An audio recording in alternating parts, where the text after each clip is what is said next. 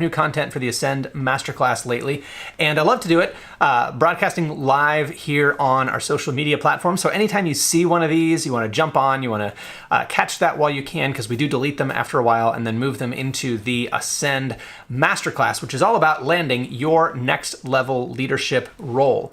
So I am Justin Bader from The Principal, and helping people with the Ed Leadership Job Search is something that I really enjoy, because I believe that the best instructional leaders deserve the next generation of leadership roles. So if you're in my world, if you're in my circles, we're talking about instructional leadership, we're talking about getting into classrooms, and if you are already interested in those things, then I am interested in helping you land your next level instructional leadership role. So we are here to talk today about landing a job that is going to be the right fit. And this is a live filming, so I'm going to go into the filming portion now. We'll get the file that we save and use in the Ascend Masterclass. So we will kick things off. You might want to turn your volume down just a second, because I've got some fancy sound effects here, and we will get to it.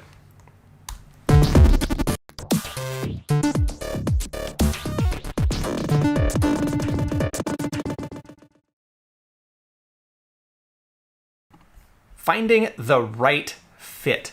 So when you are interviewing for jobs, when you're applying for jobs, you're kind of going through the process, it's tempting to ask yourself, is this job really going to be the right fit? Maybe you're looking at a posting online, you're seeing that an opportunity is available, and you're deciding, should I apply for this particular job, or should I kind of keep looking and not waste my time on this one? And I hear from a lot of people who tell me, often kind of late in the hiring season, that they're just looking for the right fit. So I wanted to address this question of fit, because I think it's one that affects a lot of people, especially if you have very specific criteria. So how can you find the right fit in your job search? How will you know when the right opportunity presents itself? I think this is a very common and very important question.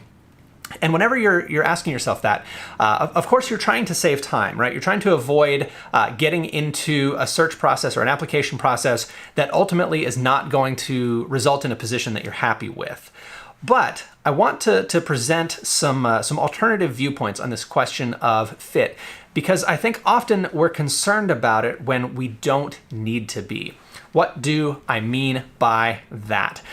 Honestly, I think this issue of fit is a little bit of a myth. At least it's a myth in the way that we think about it. The idea that as a candidate, you need to hold out until you find the job that's going to be the right fit for you. I don't think that's quite right. I don't think that is quite the reality of just how landing a job in a competitive environment works. I think it really works the other way around, that you get the job, you get offered the job, you take the job, you start on the job, you get onboarded into the organization, you learn about the culture, you learn what's expected of you, and only then do you discover if the job is a good fit. And that's a little bit unfortunate, right? It's not ideal that as leaders, the stakes are pretty high by the time we find out if the job is a good fit. And it would be maybe nicer if there were kind of an engagement period, if you could kind of get a better sense of what the organization is like. And if you have had that kind of engagement period with your organization, maybe you've already worked there for 10 or 20 years. Maybe you've been the assistant principal and you're now up for being the principal. Often the preference for internal candidates comes from already having a sense of fit. But that doesn't mean that you can't find a good fit as an external candidate. It just means that you're going to find out after you get the job, not in advance. And of course, if there are red flags along the way, like if promises are made and broken, if you're told one thing and then in the very next meeting you're told the opposite and there's just no consistency, there can be red flags that an organization is somewhat dysfunctional and just not very organized. But fit, as far as the candidate's match with the school community, is very difficult to determine in advance. And I would suggest that it is actually something of a myth. And I think the reason, if I'm really honest, the reason we hold on to that myth is because we want to justify ourselves in having not applied for very many jobs. Most of the time, when I hear somebody say, well, I just haven't found the job that's the right fit yet, what they're really saying is, Justin, I've really only applied for like 1 or 2 jobs this year. And I know that is wildly unrealistic for me to expect that applying for 1 or 2 jobs is going to result in 1 or 2 offers. I know I have these wildly unrealistic expectations of how successful I'm going to be in the Ed Leadership job search. And I want to justify that by saying, oh, I just need to find the right fit. That, my friends, is going to get you nowhere. And I will tell you, I've been doing this for many years now, and every year I hear from people who are just so concerned about finding the right fit that they are guaranteeing themselves that they will never get an offer. They are simply not putting out the numbers, right? It's like if you were a telemarketer and you said, well, it's not about making sales, it's just about finding the right people to call. I'm not going to make any phone calls until I find the right person to call, or maybe I'll call 1 person a day, but it's going to be the right person. And that's how I'll succeed as a telemarketer. Well, you and I know that the Ed Leadership job search is nothing like being a telemarketer, except that it does have this in common. You miss 100% of the shots you don't take. As a basketball great, who was that, Michael Jordan, said, or Wayne Gretzky, maybe that was a hockey quote, but the idea there is that you can't miss out on it. You can't possibly succeed at an opportunity that you don't pursue. And if you decide in advance, if you tell yourself in advance that, oh, this job over here is not going to be a good fit, so I'm not going to apply, and you tell yourself that over and over and over again, well, you can probably expect that you're going to end up with 0 offers. You will find out later if it is a good fit, but do not let yourself talk yourself out of applying for a job out of concern that it's not a good fit. Go ahead and apply, and you will find out along the way if it's a good fit. Unfortunately, you will find out a little bit later than you would probably like, but again, you can look for warning signs. And I think especially if you are applying in a new geographic area or in a different district that you've never worked in before, there could certainly be red flags that come up that make it very clear that, oh, this place is not going to be a good fit. If you get the sense that, maybe kind of everybody here is racist and I don't want to work in that kind of environment, that could be a good sign that it's not a good fit.